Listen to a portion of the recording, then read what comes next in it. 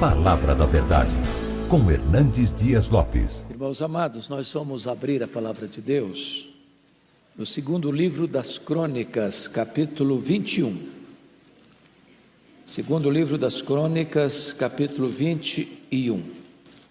Após a leitura, você mantenha a sua Bíblia aberta nesta passagem, por favor. O reinado de Jeorão. Descansou Josafá com seus pais e foi sepultado com eles na cidade de Davi, e Jeorão, seu filho, reinou em seu lugar. Teve estes irmãos, filhos de Josafá: Azarias, Jeiel, Zacarias, Azarias, Micael e Safatias. Todos estes foram filhos de Josafá, rei de Israel. Seu pai lhes fez muitas dádivas de prata, ouro e coisas preciosas, e ainda de cidades fortificadas em Judá. Porém o reino deu a Jeorão por ser o primogênito. Tendo Jeorão assumido o reino de seu pai, e havendo-se fortificado, matou todos os seus irmãos à espada, como também alguns dos príncipes de Israel. Era Jeorão da idade de 32 anos, quando começou a reinar, e reinou 8 anos em Jerusalém. Andou nos caminhos dos reis de Israel, como também fizeram os da casa de Acabe, porque a filha deste era sua mulher, e fez o que era mal perante o Senhor. Porém o Senhor não quis destruir a casa de Davi por causa da aliança que com ele fizera, segundo a promessa que lhe havia feito de dar a ele sempre uma lâmpada e a seus filhos.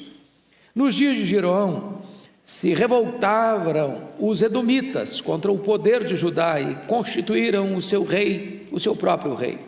Pelo que Jeorão passou adiante com todos os seus chefes e todos os carros com ele. De noite se levantou e feriu os edomitas que os cercavam e os capitães dos carros. Assim se rebelou Edom para livrar-se do poder de Judá até o dia de hoje. Ao mesmo tempo, se rebelou também Líbna contra Jeorão, porque este deixara ao Senhor, Deus de seus pais. Também fez altos nos montes de Judá e seduziu os habitantes de Jerusalém à idolatria e fez desgarrar a Judá. Então lhe chegou às mãos uma carta do profeta Elias, em que estava escrito: assim diz o Senhor, Deus de Davi, teu pai: porquanto não andaste nos caminhos de Josafá teu pai e nos caminhos de Asa, rei de Judá, mas andaste nos caminhos dos reis de Israel e induziste a idolatria a Judá e os moradores de Jerusalém, segundo a idolatria da casa de Acabe, e também mataste a teus irmãos da casa de teu pai, melhores do que tu. Eis que o Senhor castigará com grande flagelo ao teu povo, aos teus filhos, às tuas mulheres e a todas as suas possessões. Tu terás grande enfermidade nas suas entranhas, enfermidade que aumentará dia após dia, até que saiam as tuas entranhas. Despertou, pois, o Senhor contra Jeorão o ânimo dos filisteus e dos arábios, que estão da banda dos etíopes. Estes subiram a Judá, deram contra ele, e levaram todos os bens que se acharam na casa do rei, como também a seus filhos e as suas mulheres, de modo que não lhe deixaram filho algum, senão Jeoacás, o mais moço deles. Depois de tudo isto, o Senhor o feriu nas suas entranhas com enfermidade incurável, e aumentando esta dia após dia, ao cabo de 2 anos, saíram-lhe as entranhas por causa da enfermidade, e morreu com terríveis agonias. O seu povo não lhe queimou aromas, como se fez a seus pais. Era ele da idade de 32 anos, quando começou a reinar, e reinou 8 anos em Jerusalém. E se foi, sem deixar de si saudades. Sepultaram-no na casa de Davi, porém não nos sepulcros dos reis. Meus irmãos, eu gostaria de conversar um pouco com vocês sobre escolhas erradas. Este é o único rei da história de Judá, da história de Israel, que tem esta afirmação dolorosa, triste, dramática: e se foi, sem deixar de si saudades. Quem foi este homem? Jeorão, neto do grande rei Asa, que reinou em Jerusalém 39 anos. Um homem piedoso, que andou com Deus. Quem foi este homem que foi filho de um dos maiores reis de Judá? Rei Josafá, que reinou em Jerusalém 25 anos. E a Bíblia trata dele como um dos maiores líderes da história de Judá, um dos maiores reis de Jerusalém. Jeorão, embora fosse neto de crente, filho de crente, foi um dos homens mais terríveis da história, não só da humanidade, mas especificamente da história do povo de Deus. Ele começou a reinar com 32 anos, reinou 8 anos e morreu de uma enfermidade dolorosíssima, a ponto das suas entranhas saírem. E ele morreu e nem foi sepultado junto com os outros reis. E a Bíblia traz um alerta acerca da sua biografia. E se foi, sem deixar de si saudades. Por que este homem teve uma história tão triste, uma biografia tão maculada? E deixa para nós um legado tão terrível? O que nós podemos aprender com a história deste homem? Qual é o alerta que a história desse homem traz para os nossos jovens, para os nossos adolescentes, para os nossos pais? O que esse homem fez que hoje você e eu precisamos evitar? E eu gostaria então que nós olhássemos como esse homem desperdiçou as oportunidades da sua vida. Em primeiro lugar, vamos ver os privilégios que ele teve. O primeiro privilégio que esse homem teve está aí no versículo 1. Descansou Josafá com seus pais e foi sepultado com eles na cidade de Davi, e Jeorão, seu filho, reinou em seu lugar. Jeorão era filho de um dos maiores homens da história, de um homem piedoso, de um homem de Deus, de um homem que andou com Deus, que confiava em Deus. Talvez você pudesse acompanhar comigo a leitura que farei no capítulo 17, é só 2 páginas antes desse texto, 2 Crônicas 17, versículos 3 a 6, olha aí o relato do pai dele, da história do pai dele. O Senhor foi com Josafá, 17:3, porque andou nos caminhos de Davi seu pai, e não procurou os Baalins, antes procurou o Deus de seu pai, e andou nos seus mandamentos, e não segundo as obras de Israel. O Senhor confirmou o reino nas suas mãos, e todo o Judá deu presentes a Josafá, o qual teve riquezas e glória em abundância. Tornou-se-lhe ousado o coração em seguir os caminhos do Senhor, e ainda tirou os altos dos postes ídolos de Judá. Imagine você o que é ser criado numa casa cujo pai é um homem de Deus, cujo pai tinha um coração ousado em conhecer a Deus, em buscar a Deus, em andar com Deus, em fazer uma faxina no seu território, tirando a idolatria, tirando tudo aquilo que era errado. E esse menino crescendo nessa casa, olhando para o seu pai, vendo o exemplo do seu pai, percebendo o testemunho do seu pai. Ser um filho que tem um pai que é crente, que conhece a Deus, que anda com Deus, que serve a Deus, é um grande privilégio, Mas Jeorão jogou isso fora, ele não imitou o caminho, a vida, o exemplo de seu pai. Mas em segundo lugar, como privilégio, olha o versículo 3 comigo. Seu pai lhes fez muitas dádivas, está falando dos outros filhos, e eu imagino que nenhum pai hoje consegue dar para os filhos o que o Josafá dava para os filhos, porque olha aí o que deu. Seu pai lhes fez muitas dádivas de prata, ouro e coisas preciosas, e ainda de cidades fortificadas de Judá. Falou: meu filho, eu vou te dar um presentinho de aniversário, aquela cidade fortificada é sua, tá? E tem ouro, tem prata. A família nadava em riqueza. Mas olha o verso 3. Porém o reino deu a Jeorão por ser o primogênito. Com 32 anos, ele não só tem cidades fortificadas, ele não só tem riqueza de prata, de ouro, ele era do reino, no apogeu do governo do seu pai, um reino brilhante, um reino próspero, de riqueza, de fortalezas. Ele poderia já ter conquistado o que o pai conquistou, avançar, eu vou avançar, meu pai veio até aqui, eu vou daqui para frente, eu vou alargar as fronteiras, eu vou ter novas conquistas, eu vou ter novas vitórias, privilégios. Se nós não aproveitarmos os privilégios que nós temos dentro da nossa casa, dentro da nossa família, nós podemos jogar todo esse legado, toda essa herança fora. Mas agora vamos ver, depois dos privilégios, vamos ver em segundo lugar os perigos. Perigos. Quais foram os perigos? Primeira decisão errada desse rei chamado Jeorão foi a decisão errada no casamento. Olha o versículo 6 comigo. Andou nos caminhos os reis de Israel, como também fizeram os da casa de Acabe, porque a filha deste era sua mulher, fez o que era mal perante o Senhor. Agora, imagine vocês, meus irmãos, o que é ter Acabe como sogro e Jezabel como sogra. Não dá para ser feliz, dá? Rapaz e moça, escute isso.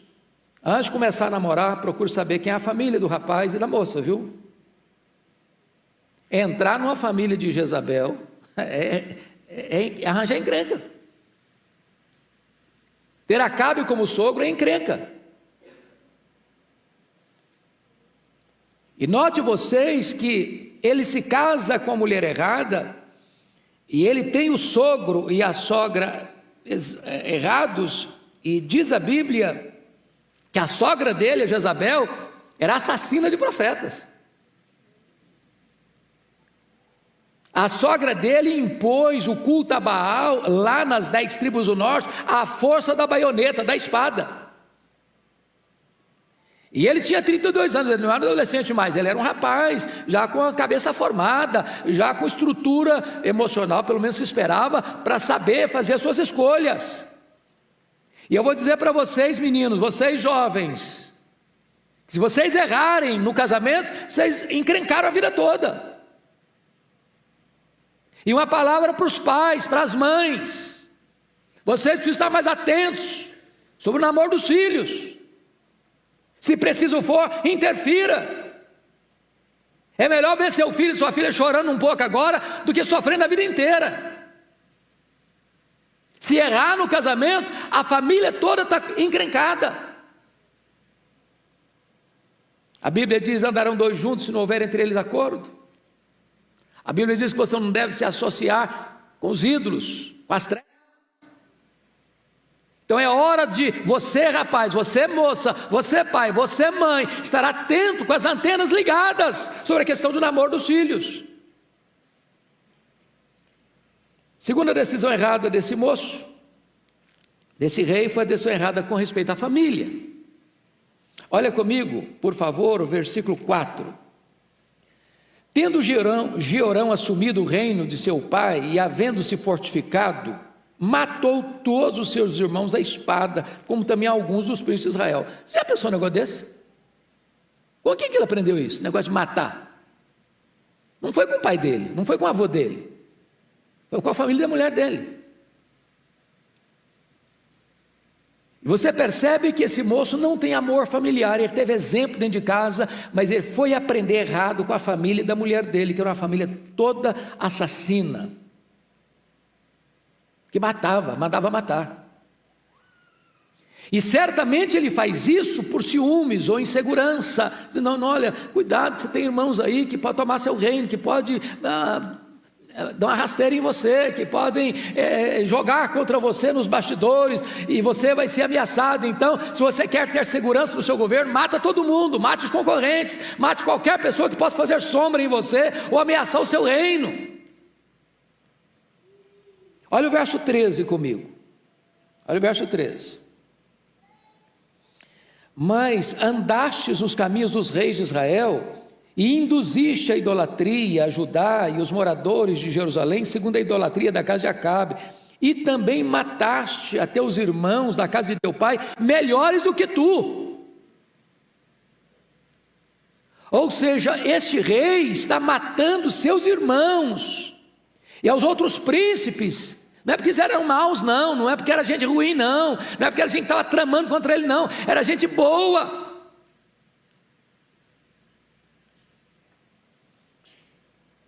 decisões erradas com respeito à família. Família é para se amar, família é para se respeitar, família é para se cuidar. Mas em terceiro lugar, este homem toma uma decisão errada em relação a Deus. Erra no casamento, erra na família e erra também com respeito a Deus. Olhem comigo os versos 11 a 13. Você pode ler comigo? Vamos juntos?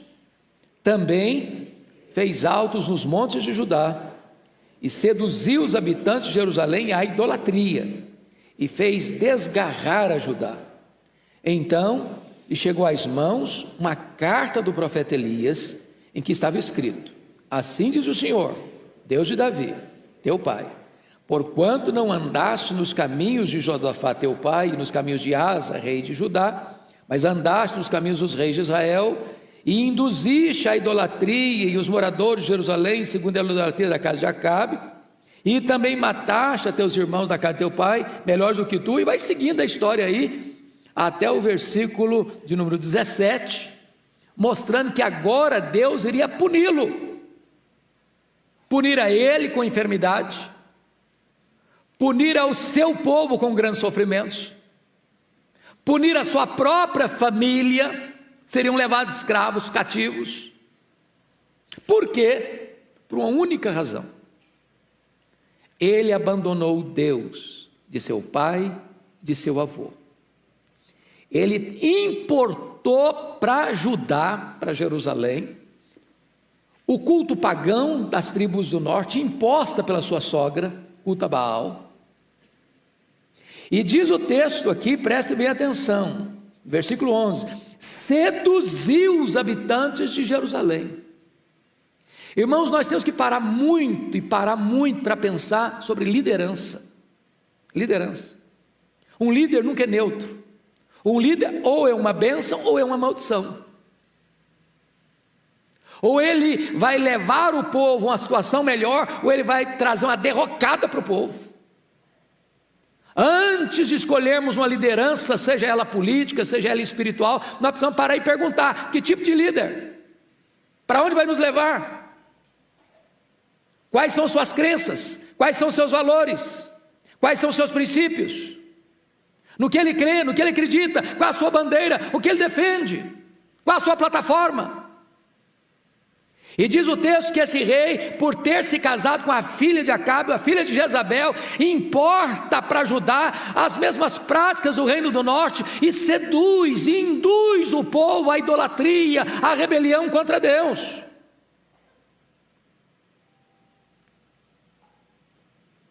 E o versículo 12, versículo 11, a parte final diz: e fez desgarrar a Judá. Levou a nação inteira para o abismo. Levou a nação inteira para a idolatria. Levou a nação inteira a abandonar o verdadeiro Deus. E a Bíblia diz que feliz é a nação cujo Deus é o Senhor. Meus amados irmãos, quando um líder tenta levar uma nação para longe de Deus, esta nação está cavando o seu próprio abismo, a sua própria sepultura. Sua própria sepultura. Mas então agora vamos em terceiro lugar ver os prejuízos. Então, são 3 P's para vocês guardarem: privilégios, segundo, perigos, terceiro, prejuízos. Pode repetir essas 3 palavras comigo? Privilégios, perigos, prejuízos. Quais são os prejuízos?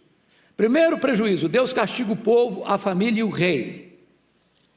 Vejam vocês que a partir do verso 12, Deus começa a mostrar para ele os problemas que ele vai enfrentar. Então, versículo 14 começa dizendo o seguinte: eis que o Senhor castigará com grande flagelo ao teu povo, aos teus filhos, às tuas mulheres e a todas as tuas possessões. Então, note você que não sobra nada: a nação, a família e a economia, os teus bens, as tuas possessões.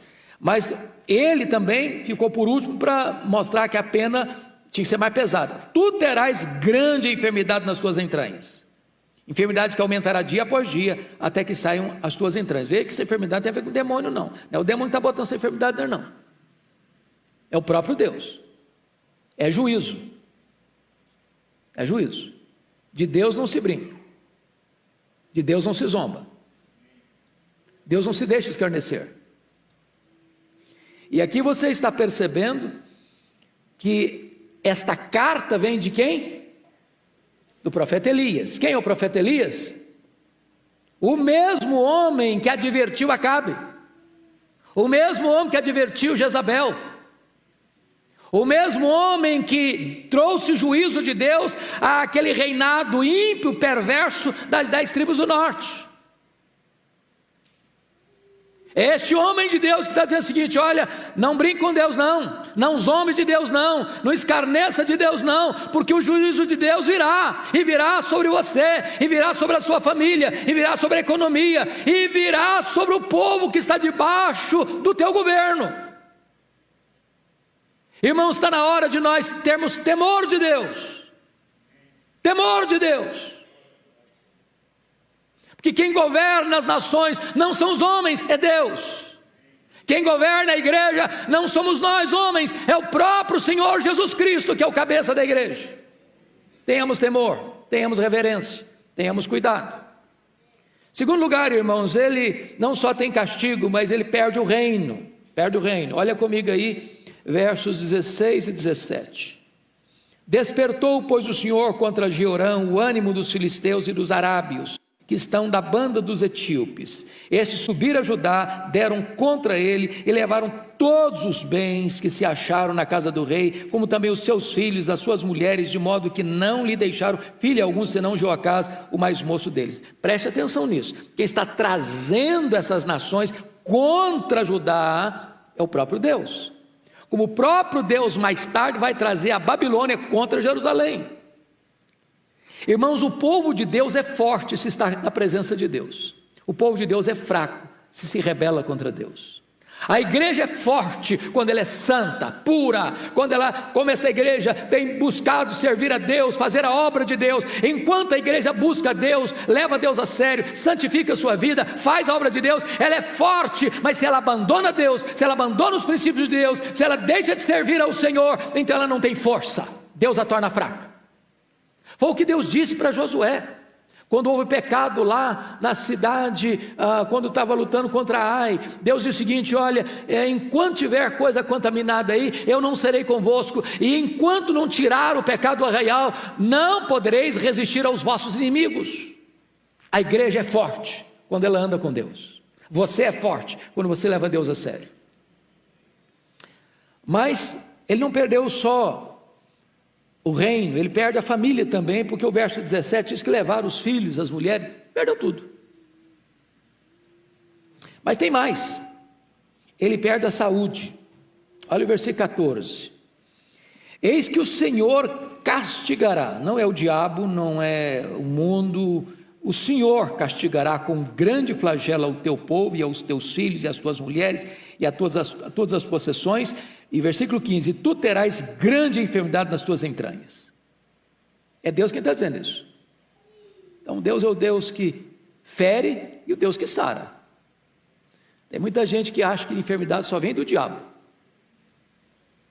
que a enfermidade só é fruto do pecado particular. Então Deus não tem nada a ver com isso. Não, há enfermidades que o próprio Deus estabelece para juízo. Onde não há arrependimento, há juízo. E o texto nos mostra no verso de número 15, que esta era uma grande enfermidade. E é uma enfermidade que aumentará dia após dia. E diz que o final dessa enfermidade, versículo 15, até que saiam as tuas entranhas. Eu fico imaginando o drama. E eu fico imaginando a sentença. Não adianta procurar médico, não adianta procurar recursos em outros países que têm tecnologia mais avançada, a sentença está lavrada. E olha o que acontece, ele perde a vida. Ele perde a vida também. Olha o versículo 18 e 19. Pode ler comigo? Vamos juntos? Depois de tudo isto, o Senhor o feriu nas suas entranhas, com enfermidade incurável, e aumentando esta dia após dia, ao cabo de 2 anos, saíram-lhe as entranhas por causa da enfermidade, e morreu de que maneira? Com terríveis agonias. Perdeu a vida. Perdeu a vida. Cuidado, cuidado, porque Deus é um Deus cheio de graça e misericórdia, mas Ele não se deixa escarnecer. Onde não tem arrependimento, tem juízo. Mas esse homem finalmente perde mais do que o reino, mais do que a família, mais do que a saúde, mais do que a vida. Ele perde mais do que tudo, ele perde o prestígio. Há muitos homens que sofreram na vida, mas que morreram e deixaram um legado. E seu nome é notório na história. Você pega os apóstolos, eles sofreram, eles foram martirizados, crucificados, queimados vivos, mortos à espada, torturados. Mas quando você fala no nome deles, o nome deles, a memória deles, o exemplo deles, o legado deles, encoraja você, anima você. Mas olha o que está escrito sobre esse homem, versículo 20, você pode ler comigo, vamos juntos?